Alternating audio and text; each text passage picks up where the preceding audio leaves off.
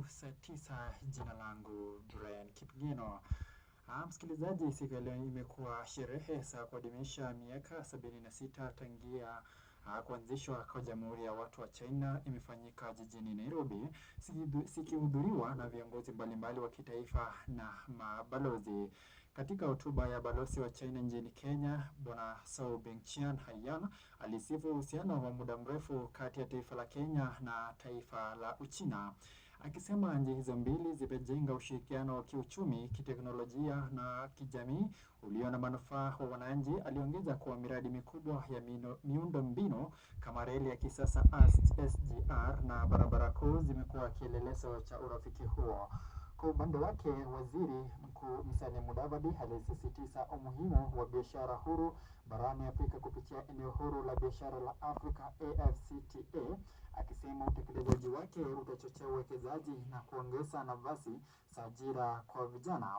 Mudavadi pia alitoa wito kwa nchi za Kiafrika kuimarisha mshikamano ili kuimarisha sauti ya bara hili katika masoko ya kimataifa. Sherehe hizo zilihitimishwa kwa tamasha la kitamaduni lililowakutanisha wageni kutoka mataifa mbalimbali, ishara ya ushirikiano na urafiki wa kimataifa.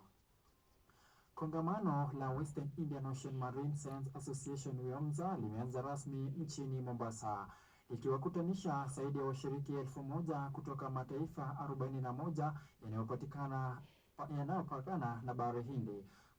Kongamano hilo limeletea pamoja watafiti, wanaharakati wa mazingira, viongozi wa serikali na wadau wa sekta ya uvuvi kwa lengo la kubadilisha maarifa na mbinu za kuendeleza utunzaji wa rasilimali za barani na pwani.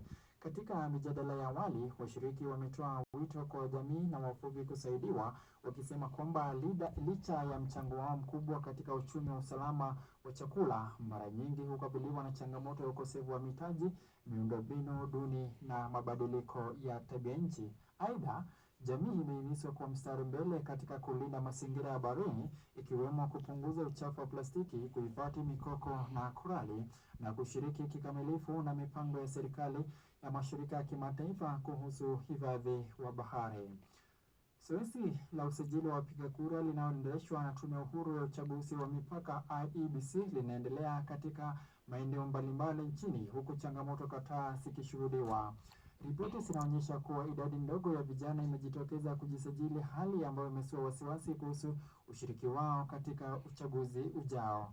Viongozi wa kisiasa na mashirika ya kijamii wameendelea kuwarai vijana kwa mstari wa mbele katika mchakato wa kidemokrasia, wakisisitiza kwamba kura yao ndio silaha ya kuamua mustakabali wa taifa. Hata hivyo, baadhi ya wananchi wamelalamika umbali wa ofisi za IEBC, wakidai ni kikwazo kinachofanya wengi kushindwa kufika kujisajili. Wameitaka tume hiyo kusogeza huduma karibu na wananchi kupitia vituo vya muda ili kuhakikisha ushiriki wa wananchi wote unarahisishiwa. IEBC imetoa wito kwa Wakenya kuchukua jukumu lao la kikatiba kwa kusijili, ikisisitiza kwa mchakato huo ni hatua muhimu kuelekeza uchaguzi wa kidemokrasia wa mwaka wa 2027. Ripoti mpya inaonyesha kuwa mtandao wa WhatsApp unaongoza kwa visa vya dhuluma za kijinsia dhidi ya wanawake, hasa nchini Kenya na Nigeria. Tafiti zilizochapishwa katika kongamano la watafiti wa dhuluma za kijinsia iliyofanyika jijini Nairobi zimebainisha kuwa idadi kubwa ya wanawake wanakumbana na matusi, vitisho, udhalilishaji, usambazaji wa taarifa au picha za siri kupitia majukwaa ya kidijitali, huku WhatsApp ikitajwa kuwa chombo kikuu kinachotumika. Watafiti wameeleza kuwa hali hii limeathiri sio tu heshima na afya ya kisaikolojia waathiriwa, bali pia ushirika wao katika uongozi, siasa na shughuli za kijamii, kwani wengi wao huamua kujiondoa mitandaoni kutokana na hofu ya kudhalilishwa. Washirika wa kongamano hilo wameitaka serikali na mashirika ya kijamii na kampuni za teknolojia kuweka mikakati thabiti ya kupambana na dhuluma za mitandaoni, ikiwemo sheria kali, usaidizi wa kisheria na kisaikolojia kwa waathiriwa, pamoja na kampeni ya elimu ya umma.